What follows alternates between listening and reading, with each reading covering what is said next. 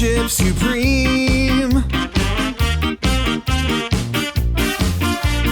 Friendship supreme. Finding the geek within. Hey everybody, my name is Michael.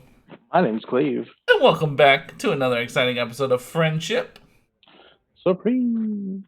Or the podcast that dares to ask, how tough would it have been to come out in the comic book industry in the 90s? I mean, yeah, it's because it's already difficult at all, right? Right. You like to think it's not. It's less. But it can still be very, very scary because you never know how people react. And you think you might know somebody, and then they're just... Anyway. Today, we are talking about the number one... There we go. Pride, DC Pride, that came out June 7th, I believe. Ooh. Oh, nice. I let Jameson pick, and this is the one she went with. She goes, "It's real cute." And I was like, "Yeah, it's cute." It is adorable, little kid. It is adorable. We're only going to talk about one story. We won't go super spoiler detail, even though we're posting this later, so that hopefully you've had time to read it. Even if it's spoiled for you or whatever the case may be, I would recommend getting it and reading it. I think it's really good. Not only the story that we're talking about, but the whole book. Yeah, no, I've read through the whole book. I think it's all pretty solid. And there's probably one story that was like, oh, okay, that was boring. But other than that, everything else was really good. The story that we're talking about is the last story, and it's called Finding Batman. And it's basically Kevin Conroy through his life, through his career, trying to make it before, obviously, Batman, and being a gay man in the world. Because, there was a point in time where people were shittier than they are now, if that's hard to believe. And they're still pretty shitty now. Because now they hide it better. They do hide it. Back then, they just said whatever they wanted to say. Some still do. Anyway, not what this is about. What did you think of the story? Because this story, man. So the story is really... Yeah, the story's really... There's trigger warnings all over it. It is darker. Things like he's very much retelling his life and not holding back a whole lot. And I think that it discusses a big moment in I guess the LGBTQ history, and that's when the AIDS epidemic came.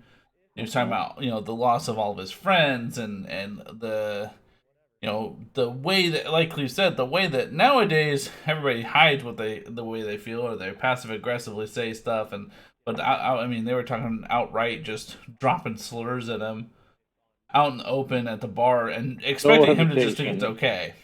Yeah, there's one word that follows throughout the comic, and it is a very aggressive word that I will not repeat.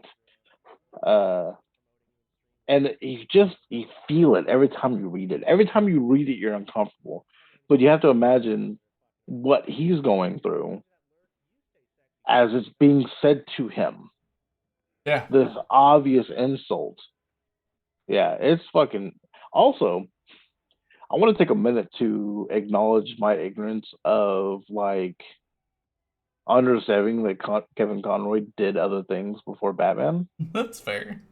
He did mention random things he did, but little show spots and stuff like that. But to be fair, when you look him up, okay, so I googled Kevin Conroy. I've gone to TV and movies. 1, 2, 3, 4, 5, 6, 7. The first 7 rows, which are 6 each, are all Batmans. Yeah. And then we get to he was on a show called O'Hare that had Pat Morita in it. So now I'm a little curious Oh, about Pat Morita. that. Anyway, No, yeah, absolutely. I mean, Kevin Conroy to us we know very well as the animated voice of or the I, voice of animated Batman. yeah. But he's done other things, I suppose. I guess. Um, no, I think this topic's important. Not only during right now, it was released in June, which is Pride Month, but more than anything, we've talked about many times here at Friendship Supreme, whether it be race or sexual orientation or really any group that you may belong to. It's tough because there's just shitty people, and no matter where you are, if there's fans of something, they're gonna be shitty. Mhm.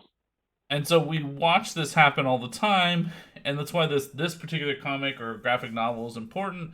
Is we have posts that exist in Instagram where millions of people are looking at it and liking it and agreeing with it, where Cleve's arguing with them because they're upset at the new Avengers or they're upset at I do fight with a lot of people online. and rightfully so. Like Yeah. it's amazing to see the level of ignorance that exists in just something being slightly different than what someone is used to. And that's, I mean, Some people are benefited to have the ignorance to not see what is seen in this book in this one story. It it's yeah, it's it's powerful. I yeah. think it's we talk about representation and how important representation is, and this is not only representation as far as like here's a superhero that has dealt with it. Like we're not talking Tim Drake, who is out I believe gay, not bisexual. I can't remember, but he has a boyfriend in the comics. But they also have voice actors that are doing it. So here's this representation of people that Kevin Conroy, who again is considered a legend as far as comic book Yeah. nerds go. Like Yeah, if you were going to name a famous DC voice actor, I mean, him and Mark he's in Hamill. everything. Him and Mark Hamill are literally like side by side as far as voice actors go. Or Phil Lamar. I mean, like those two of Phil, yeah, like those are iconic DC voices, and like here's that representation. I'm upset with myself that I cannot name one of the women voice Tara actors. Strong, the only one I can think of off the top of my head. But she does do a lot of DC. Yeah, Liz Harley every once in a while. Her and then Kaylee Kuko. Yeah. Could not tell you who does Poison Ivy's name. I can look it up for you as you finish your thought. No big deal. I just like I said, here it's representation within the superhero community, but also within like these fields of the industry that people are interested in getting into. It's not as Kevin Conroy talks about how like as an actor in general, it wasn't easy at the time to come out, and that like if you did come out, like you were expected. Like it was okay for producers and directors to be out, but the actor, heaven forbid. And he mentioned a moment where like he had to come over to someone's house, and he didn't talk about it, but you could tell like it felt like a seedy moment, and like that existed, and it was just expected, and it just like it's good to see that there are people out there in parts of the industry that other people want to get into that represent them or they can see themselves in them, and I think that's nice. Right. It doesn't hold them back. Somebody has already hit the ceiling and gone through it to let you know that's not what's going to stop you, even though that could be what stops them just because of who might be in charge or whatever the case may be. Yeah. And we've talked about, I think this generation is doing a better job at it, but it still is a battle to constantly fight. I mean, he talks about a producer comes up to him and talks about a role that he thinks would be amazing for a buddy cop show, and then the guy just ghosts him because that wasn't a word for Kevin Conroy to use back then, and then finally calls him and he goes, "Hey, you could have gave me a heads up." A heads up of what? What the fuck does that have to do with anything? He he said that he was not going to hide it, but he wasn't going to show it. Right. I don't remember the exact words that he used, Yeah. but really, just be how everybody is. You should be like having to consciously think about that because everyone should just be minding their own fucking business and not worried about it. Who Yeah. cares what I'm doing? Yeah. When I'm not at work, who cares what I'm doing with my personal life? Not like obviously drugs and stuff. If I stab you, I guess you can care about that. But no, yeah, I think it's a Not robbing very trailers. it's a very strong story that I think is important. I think there's a lot of I think there's a lot of stories within it that are good. I think they tell a good story. I think it's important. We did a thing on voices when that came out, and I think that was a strong representation and a definitely worth read comic book. I think this one is also worth read. It's $9.99. And it's got probably 8 or 9 stories in it. The Kevin Conroy one alone is worth it. Just to have. Yeah, I wanted to talk about that one because I feel like people still don't know that he is gay. Mm-hmm. Also, it's a story about a real person. Mm-hmm.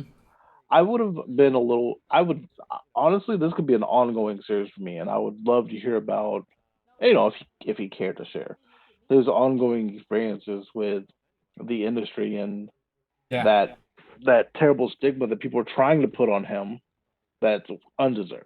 absolutely. Like Yeah, I think that'd like be good. like the comic book. Maybe DC won't put out how the comic book community responded to Don't it. want to bite the hand that feeds. Right, but you know, but also I think we're past the point where you could because Yeah. the people who would be upset about that story aren't buying this anyway. So fuck them. You're You not heard it. wrong. You're You not heard it here wrong. first. Yeah, Fuck fuck you. it's a it's hard, a easy, the rolls off the tongue. the band that Katie loves, and we went down to San Antonio to go see AJR. And one of their songs, they're like, "There's only one thing I really know about my life, and if it's you're racist, don't come to my fucking show. Fuck you." And I'm like, yeah, like that. Okay, I understand. Like, here's What a simple stance. here's where we can stand, and it's not hard to make that stance, but for some reason it is for some people. Yeah, no, I think again I go back to and we talked about this. The reason that the Kevin Conroy story is so important is it is a real person. This is not only is this a real person, but this is someone that is wildly known throughout the community. Cleef's right. I don't know that I would tell you to this day that not everybody knows that he's gay. Like that's not a Well, you know what? Unless he wants you to know, it's how it should be. well, Right? fair. Like, Yeah, fair. And I think it's super meaningful and inspirational way for him to be willing to share that story. I And think that's what hits me with it is like the fact that he is because I don't. I mean, he's in some interviews and stuff, but I don't know how much he's really dug into it. But yeah, I'm not like Kevin Conroy's story about terrible experiences. fair. No, it's a view into a world that he doesn't have to share. It's private experiences for himself that he's had to live. He could take And that shit to the grave. yeah, we've talked about it in other situations that like sharing shitty things that happen can help other people realize that hey, people know that you're going through stuff. There, you reach out. There are other people that have that can at least talk to you about it. And so I think it's important that no matter what medium they exist in, if someone has a story like that, it's meaningful and inspirational if they do want to share it or if they feel. Would love to get him to sign this. Yo, can we go find him? Does he? I feel I like mean, I haven't seen. Well, I feel like I haven't that's not seen the him right in way a. to say that. No, I meant like I haven't seen him at a convention in a while. There's one in Dallas right now. Expo. Yeah, but it's he's not. You know who is there? Brendan Fraser. He's another gentleman that has absolutely cracked open stories about some of the fucked up shit that's happened to him. Yeah. He's such an So, amazing human being. to still That I think is it too. Is like the people to like make it through is really what you want is and what you hope is Yeah. that would happen. Because can you imagine the things that man has brought that we wouldn't have gotten? Because he could have just fucking quit. He could have been like, "Fuck, this fucking is terrible. A terrible thing happened to me. He, I'm out." yeah. Kevin Conroy literally got told, "I'm never gonna cast you for shit because you're gay." Yep. Like, what do you say at that point? This is someone that literally a week before, like a month before, was like, "I got the perfect part for you. You're shoe in. No big deal. I'll call you And back with some information." And then and just not to sorry. no, yeah, you're fine. And then just never talk to him. And then not to spoil too much about the story, but the way that he like his a lot of people who when they play a superhero have some sort of transformation that they mentally kind of go through to play that character, right?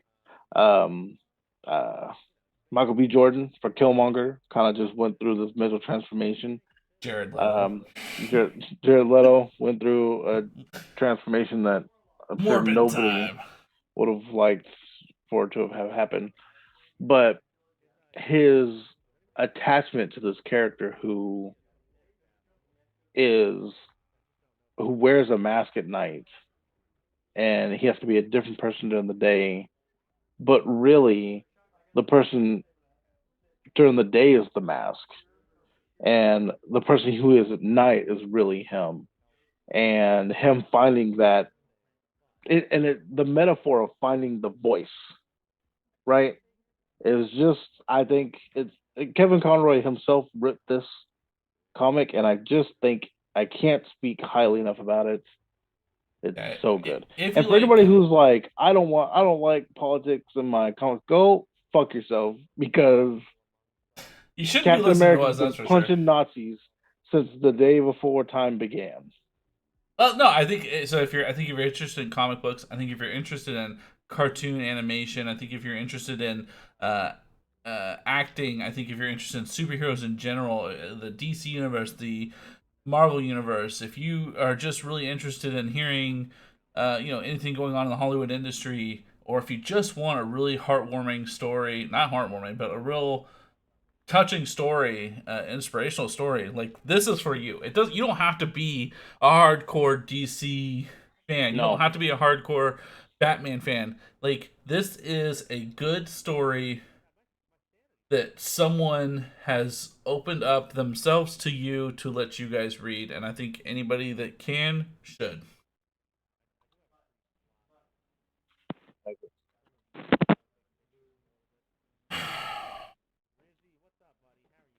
you can give out a copy. You want to give out a copy? What? We can give out a copy. You want to give out a copy? Yeah, we give it a copy. I'm always down to give it a copy.